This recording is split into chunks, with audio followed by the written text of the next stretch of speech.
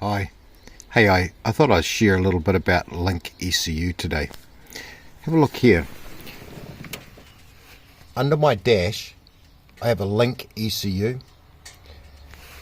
Now, don't overcomplicate standalone ECUs. They're just like a personal computer. You know, your computer at home has a keyboard, has a mouse, has a web camera. Those are all inputs. And then your PC at home, it has an output like your speakers and your screen and things like that, right? Well, these Link ECUs are the same. So here's some inputs. Engine, coolant, temperature. This one's really important. Throttle position. Watch my foot down here. The moment that I push my foot down there, there's 100%, there's 0. So that's one of its main inputs. This one here, engine speed. Watch this. Another main input. Down here, fuel pressure. Don't have to have it. I just come back from a drive, so the input air temperature is at 52 degrees because it's been sitting for 10 minutes, right? Oil pressure up here. And then you have a table. I'll just turn this motor off.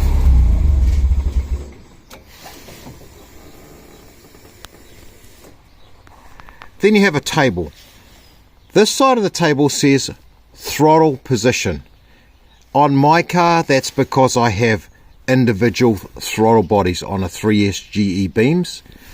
On anything turboed or anything with a single throttle body, that would say manifold absolute pressure, right? MAP. So for me, throttle goes down there and revs go across here, 0 through, I only pull 7200 RPM on this motor, right? So revs, throttle. Now I'm going to push my foot down and watch the live square. There's the live square here. We're at 0 RPM going down to 100% throttle. Now the goal is to fill all of those boxes with the right number until the lambda is right for that throttle versus RPM. Now watch this.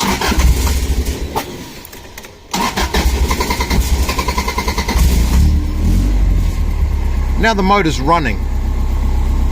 Okay, so RPM we're pulling 974 up here, and in our table, let's see if I can zoom this in a little bit. In our table, now we're at the 900 cell, floating with our yellow square. If I rev it up, it goes this way.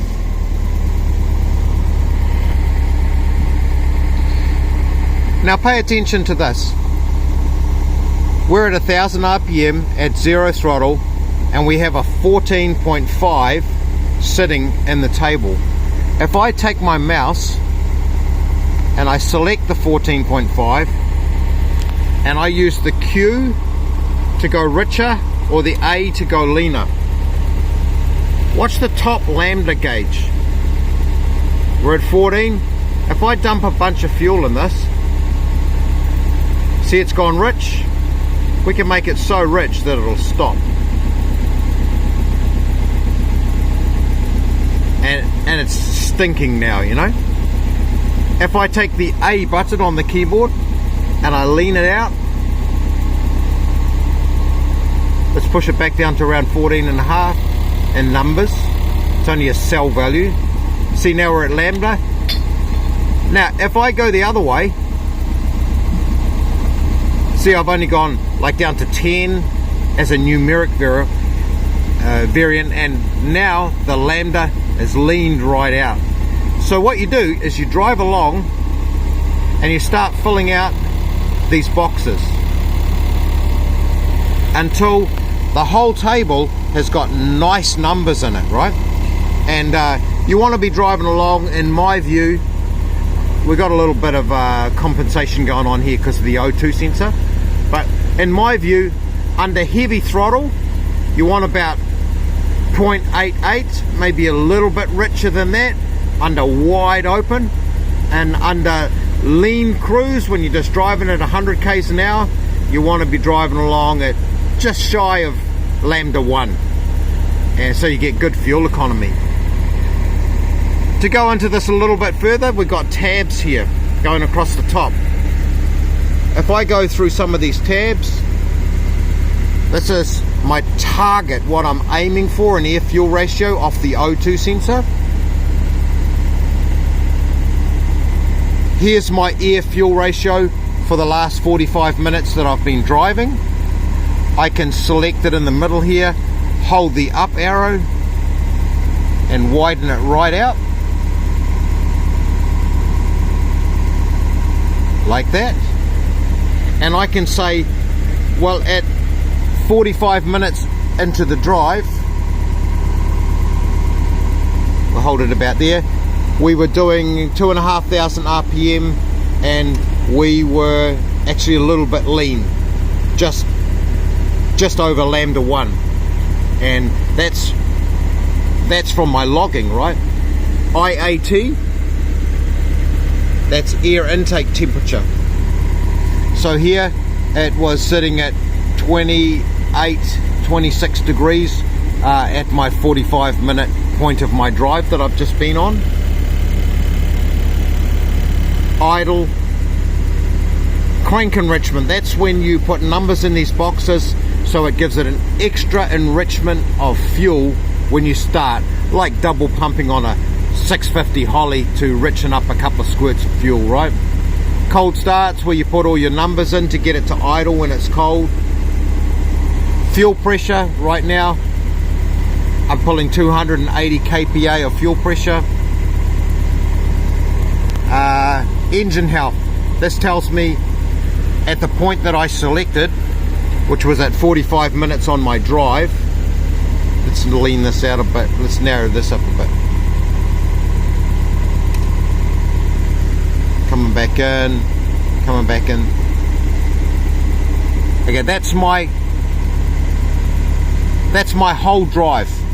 Okay, that's all the RPM from my drive. That was where my oil pressure was in the whole drive. My car comes down on oil pressure at idle. There's where my engine coolant temperature was. The whole drive, it was about 89 to 90.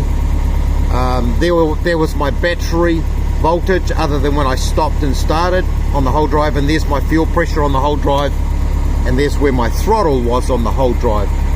So pretty cool. And closing off, you can see here my knock.